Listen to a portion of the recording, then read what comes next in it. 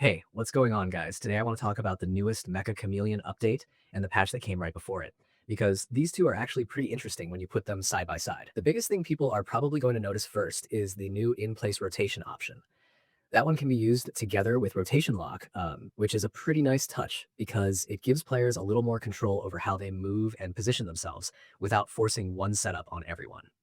In the patch from before, that same idea was introduced as rotate in place, but rotation lock had actually been removed there, so this latest change feels like the dev looked at that setup and decided to bring back more flexibility instead of locking it into one version.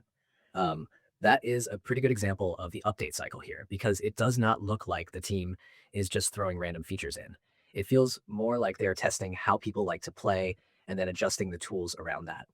The spectator changes are also worth pointing out because this is one of those things that sounds minor until you are actually in a match, and suddenly it matters a lot. Now, when the target you are watching disappears, the game automatically switches you over instead of leaving you in an awkward spot. That same basic change was already in the previous patch too, but it is still good to see it carried forward because spectator flow can get messy fast in a game like this.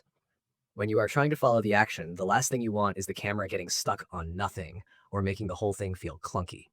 So this is one of those quality of life fixes that does not sound huge at first, but in practice, it can make the whole match feel way better to watch. Then there are the bug fixes, and these are the kind of details that usually separate a patch that just sounds nice from one that actually improves your time in game.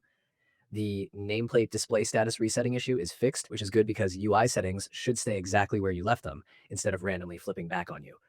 The Korean server creation screen translation error is fixed too, which is another one of those little things that can throw people off more than you would expect. And there is also the climbing ring issue, where it could still be visible after switching into spectating, which now seems to be cleaned up as well. Most of these fixes were already present in the previous patch in one form or another, but this update keeps them intact and reinforces the same cleanup pass. That tells me the dev is really trying to smooth out the edges rather than moving on too quickly. The part that stands out most for actual gameplay is the performance fix.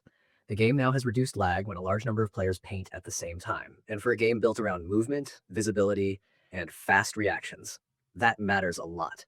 If too many players are painting at once and the game starts stuttering, the whole match can feel off, even if everything else is working fine.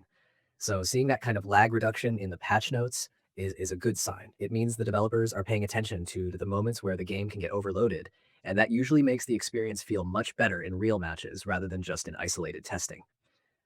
That same line was also part of the previous patch, so this latest update seems to keep the improvement in place instead of walking it back.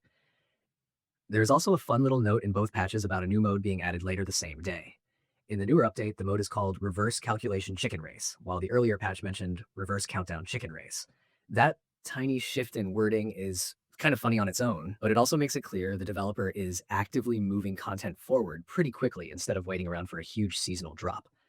So between the new rotation option, the spectator improvement, the UI fixes, the translation cleanup, and the lag reduction, this update feels less like a solid content update and more like a solid polish pass that makes the whole game easier to play and easier to stay in. And sometimes that is exactly the kind of patch a game needs.